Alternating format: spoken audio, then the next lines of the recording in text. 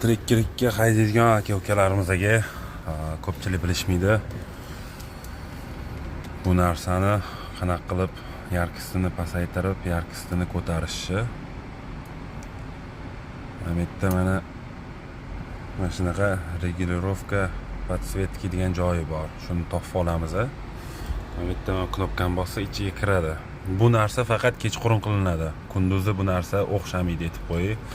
Mana bu baravan qilib burasanglar mana yarkilashyapti. Mana yarki bo'ldi. Orqaga burasanglar pasayadi. Xuddi shunaqa ekranniki ham ko'tarilib tushadi yarkisi. Misol uchun mana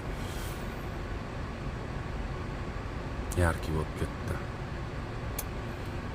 Pastga qilib qo'ysanglar ko'zinglarni olmaydi kechqurun.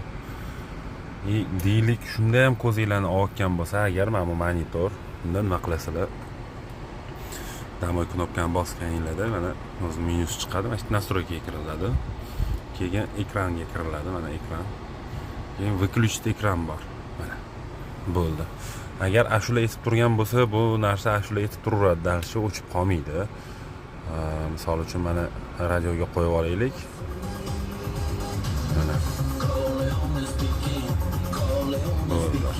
faqat buni bosganda yonib ketadi-da.